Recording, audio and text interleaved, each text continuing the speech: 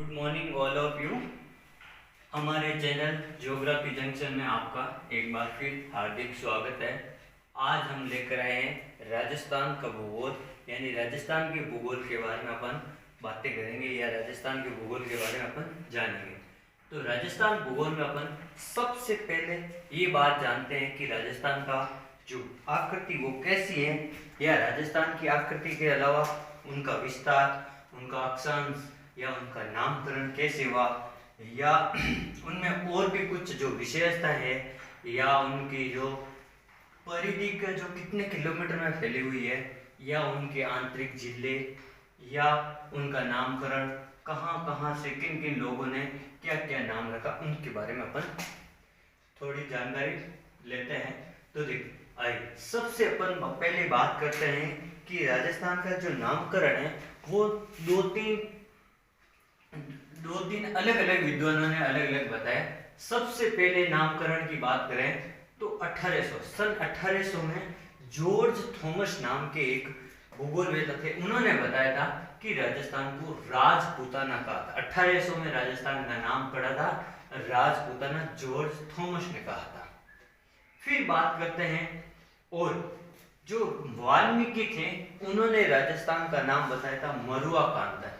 वाल्मीकि ने राजस्थान का नाम मरुआकांतर बताया। फिर राजस्थान का नाम 1829 में कर्नल जेम्स टोड ने अपनी पुस्तक annals and antiquity of Rajasthan, यानी इस कर्नल जेम्स टोड की पुस्तक का नाम ये, इसमें इन्होंने बताया कि राजस्थान को इन्होंने राजस्थान शब्द दिया था। राजस्थान के लिए राजस्थान शब्द इन्होंने प्रयोग किया था 1829 में। फिर अपन बात करते हैं कि और राजस्थान शब्द जैसे मूणोद नेणसी की ख्या, ये लिखी गई है मूणोद नेणसी द्वारा, और उसमें बताया गया है कि राजस्थान को मूणोद नेणसी की ख्यात में राजस्थान शब्द। फिर एक आता है राजरूपक। राजरूपक है, लेखक है वीरभान। इनमें भी राजस्थान शब्द या राजस्थान की शब्दावली का वर्णन किया गया है। तो अपन को पता चला, यानी वाल्मीकि के मरुआकांतर से और जॉर्ज थॉमस के द्वारा राजपूताना से, कर्नल जेम्स टोड के द्वारा annals and antiquity of Rajasthan में राजस्थान शब्द का प्रयोग, मूणोद नेणसी की ख्यात और राजरूपक। इन सब तथ्यों में राजस्थान शब्द को कहीं रायतन, कहीं राजस्थान शब्द, कहीं राजपूताना कहा गया था। ये हुआ अपन के नामकरण की श्रृंखला। फिर अपन बात करते हैं कि 26 जनवरी 1950 को राजस्थान शब्द की औपचारिक घोषणा हुई।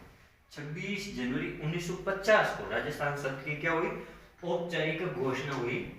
फिर अपन बात करते हैं आगे कि सबसे पहले तो राजस्थान है जो कौन से गोलार्ध में स्थित है, ये बता देते हैं। तो राजस्थान है ये उत्तर पूर्वी गोलार्ध में स्थित है।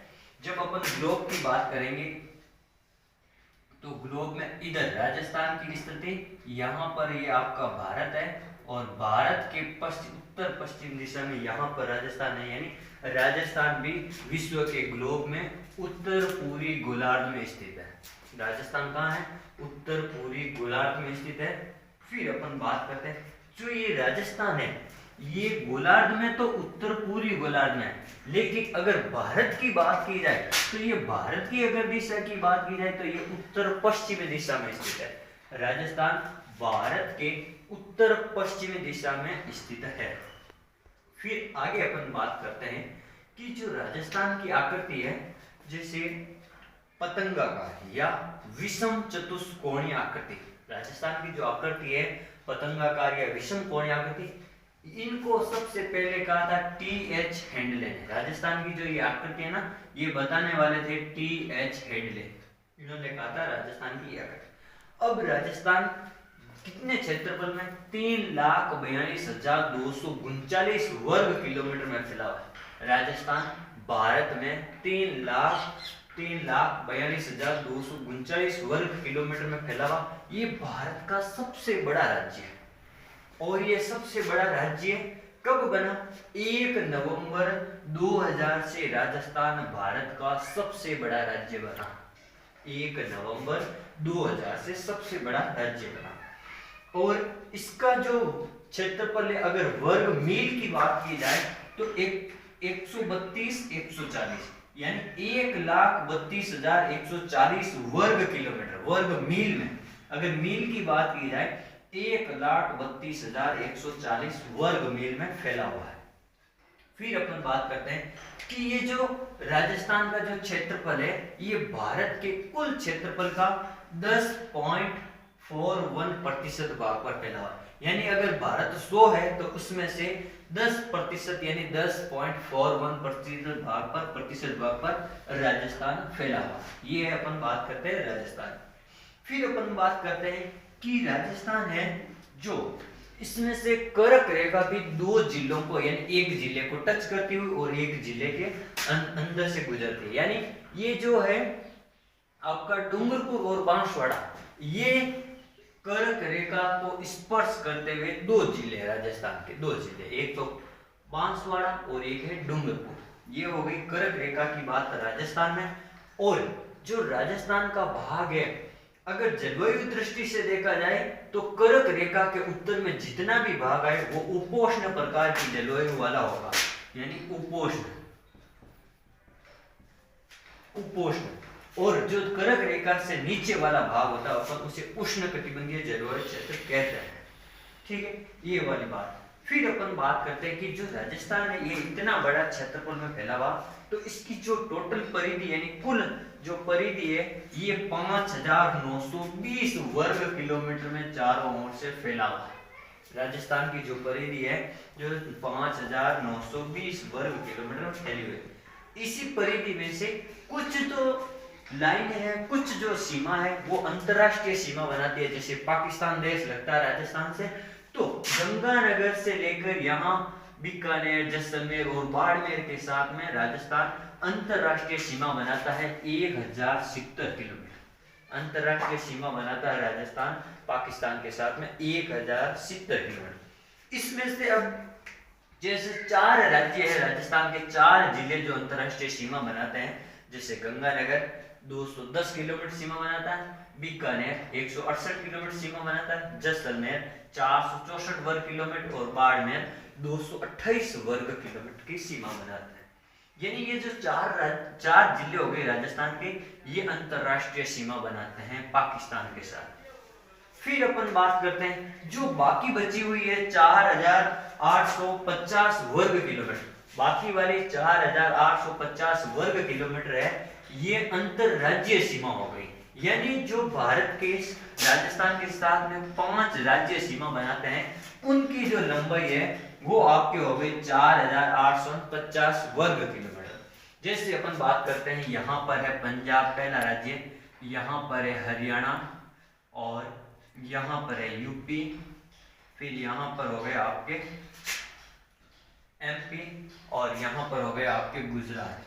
यानी ये जो 5 राज्य मिलकर अंतरराज्यीय सीमा बनाते हैं वो है 4,850 वर्ग किलोमीटर। इसमें अपन 2 बातें बता देते हैं। सबसे ज्यादा जो सीमा बनाता है वो है मध्य प्रदेश, सबसे ज्यादा सीमा बनाने वाला राज्य है मध्य प्रदेश। और सबसे कम जो सीमा लगती है अंतरराज्यीय वो है पंजाब की। ये अपन इसमें बातें करेंगे। अब अपन बात करते हैं आगे, कुल परिधि हो गई। अब अपन बात करते हैं कि राजस्थान में जो अक्षांशीय विस्तार और देशांतरीय विस्तार क्या है। तो जो राजस्थान है ये आपके पूरा उत्तरी गोलार्ध में है। तो राजस्थान की जो दक्षिण से उत्तर की ओर अक्षांशीय स्थिति 23.23 डिग्री 03 मिनट से लेकर 30 डिग्री और 12 मिनट तक यह है आपका अक्षांशीय विस्तार। अक्षांशीय विस्तार कितना है 23 डिग्री 03 मिनट से लेकर 30 डिग्री 12 मिनट तक यह है राजस्थान का अक्षांशीय विस्तार। अब अपन बात करते हैं देशांतरीय विस्तार, यानी पश्चिम और पूर्व में राजस्थान की क्या स्थिति है। तो पश्चिम में 69 डिग्री 30 मिनट से लेकर 78 डिग्री 17 मिनट पूर्वी देशांतर, दोनों तरफ पूर्वी लगेगा। तो 69 डिग्री 30 मिनट से लेकर 78 डिग्री 17 मिनट तक यह है आपका देशांतरीय विस्तार।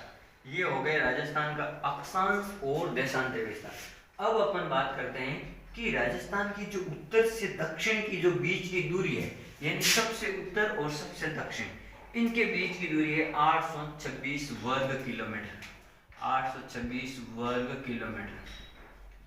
फिर अपन बात करते हैं कि राजस्थान की जो पूर्व से पश्चिम की जो दूरी है वो कितनी है, तो वो दूरी है आपकी लगभग 869 किलोमीटर, यानी लगभग 869 वर्ग किलोमीटर। अगली अपन बात करते हैं कि अब जो सबसे उत्तरी बिंदु और सबसे दक्षिणी बिंदु, तो सबसे उत्तरी बिंदु है राजस्थान में कोणा गांव, जो है गंगानगर तहसील गंगानगर जिले में, और इसका सबसे दक्षिणी बिंदु है बोरकुंड। बोरकुंड है जो कुशलगढ़ तहसील में बांसवाड़ा जिले में। कहां पर है, एक तो कोणा गांव हो गया और सबसे दक्षिण में हो गया बोरकुंडा गांव। आपको तहसील भी याद है, गंगानगर, और इधर हो गया कुशलगढ़ तहसील। फिर अपन इसकी बात करते हैं आगे कि जो उत्तर वाला भाग है, पश्चिम वाला, जहां पर जैसलमेर का एक कटरा गांव है, सबसे पश्चिम में राजस्थान का है कटरा गांव, जैसलमेर तहसील में, जैसलमेर जिले में। और सबसे पूर्वी है जो धौलपुर में है सिलाना गांव या सिलान गांव, या तहसील पूछे तो राजाखेड़ा तहसील।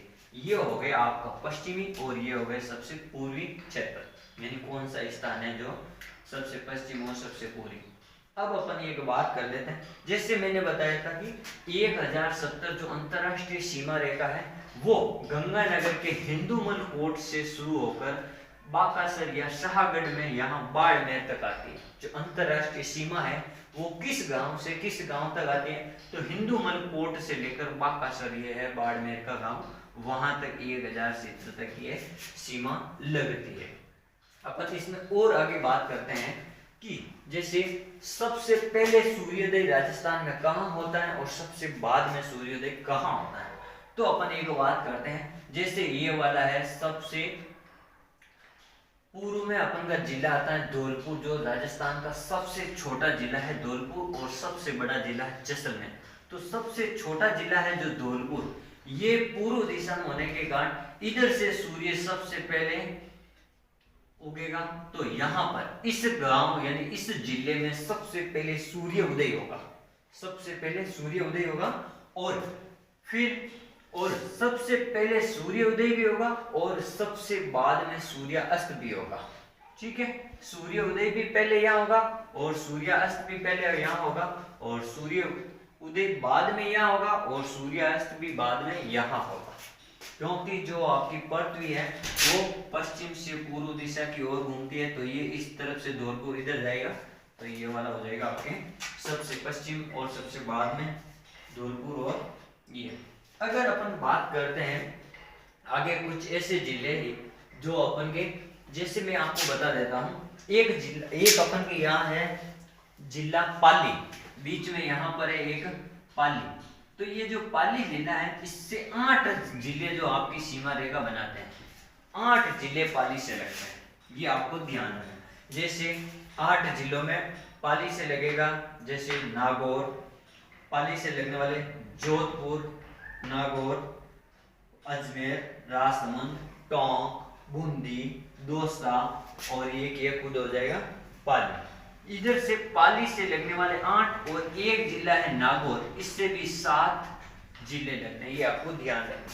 पाली से 8 लगते हैं और नागौर से 7 जिले जो सीमा बनाते हैं। अब अपन 2-3 और विशेष बातों की बात की जाए, जैसे जो आपके पूछ लिया जाए कि राजस्थान के कौन से हैं जो केवल अंतरराष्ट्रीय सीमा बनाते हैं, ऐसे कौन से जिले हैं 2 जो अंतरराष्ट्रीय सीमा बनाते हैं, तो एक हो जाएगा बीकानेर और एक हो जाएगा जैसलमेर, जो केवल और केवल अंतरराष्ट्रीय सीमा बनाते हैं, वो पाकिस्तान के साथ में लगते हैं, न वो किसी के। दूसरा क्वेश्चन, ऐसे कितने जिले हैं जो अंतरराष्ट्रीय सीमा बनाते हैं, तो ऐसे जिले तो हो गए 4 1070 के साथ।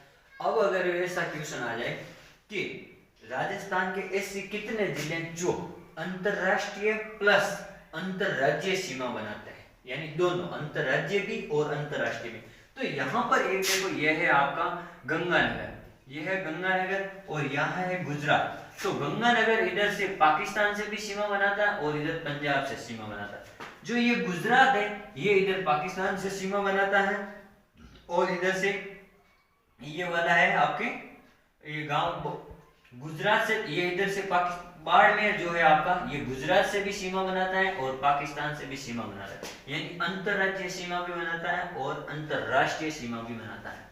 ये सभी गांव यहाँ पर है आपके दो, एक तो बांसवाड़ा हो गया और एक गंगानगर हो गया। अब अगर मैं बात की जाए कि अगली बात कि जो सबसे तिरछी किरणें सूर्य की कहाँ पड़ेगी राजस्थान में, और सबसे सीधी किरणें कहाँ पड़ेगी, तो अपन को पता है कि जो कर्क रेखा है वो यहाँ से होकर करती है, यानी यहाँ पर। तो सबसे पहले बांसवाड़ा और डूंगरपुर में तो सबसे सीधी किरणें पड़ेगी, क्योंकि कर्क रेखा पर ही सूर्य हमेशा चमकता है, सूर्य चमकता है। तो यहाँ तक किरणें आएगी तो डूंगरपुर और बांसवाड़ा में तो सीधी पड़ेगी, और सबसे तिरछी पड़ेगी आपके गंगानगर बीकानेर, यानी इस क्षेत्र में, इधर वाले क्षेत्र में, पश्चिम वाले में सबसे सूर्य की तिरछी किरणें पड़ेगी। आज हमने ये राजस्थान के भूगोल के भू आकृतिक स्वरूप के बारे में पढ़ा। Thank you.